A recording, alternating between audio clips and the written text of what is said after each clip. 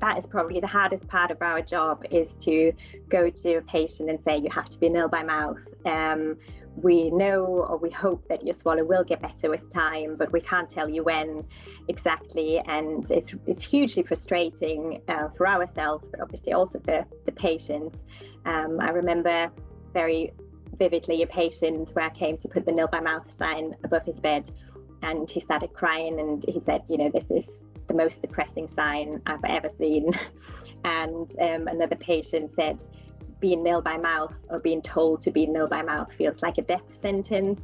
So it's hugely impactful on the patient. And I think we are, as a profession, we don't really have very many tools to provide therapy and treatment and to make patients better. Very good at diagnosing it, or mostly, but then we're a bit stuck for solutions. And it is, we all became therapists because we want to help people get better, and it's difficult not having anything we can offer them.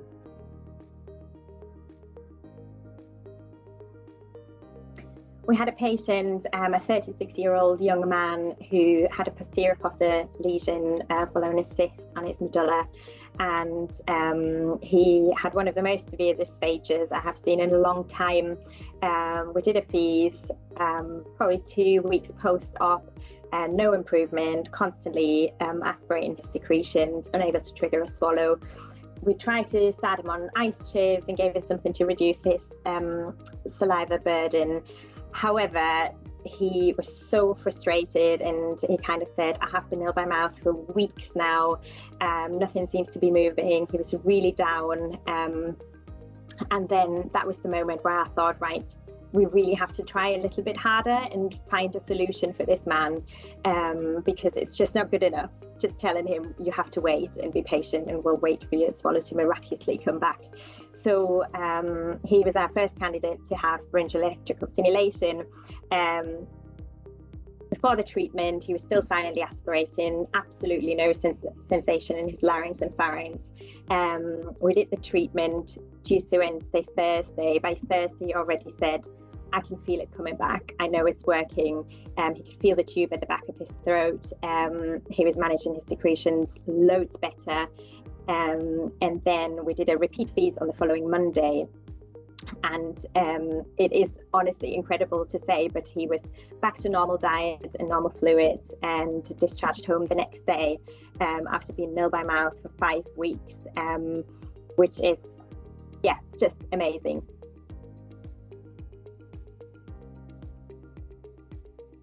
It definitely made me think of many patients I have seen in the past who would have probably benefited from pharyngeal electrical stimulation, who unfortunately didn't have the treatment. And there are numerous patients we discharged with a PEG and nil by mouth, or in very modified small amounts, and it's just, my experience so far is that people just get back to eating. Everybody we've treated so far has gotten back to eating and drinking, and so much quicker than we normally see. And I just think, I want to be able, for every patient who is suitable, to have this treatment, because ultimately people want to eat and drink. It's a huge part of life, and it's why we do our job. So it's incredible to have a tool that helps us to achieve our treatment goals.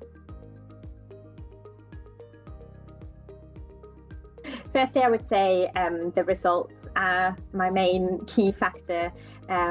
Just everybody we've treated so far has had incredible improvements and went back to full oral intake within, a very short period of time.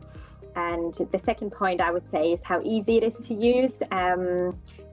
It's very straightforward. It's 10 minutes. You basically just plug the patient in. You're there with them. But everybody so far said, how incredible is it to just do a treatment 10 minutes for 3 consecutive days, and then that's it.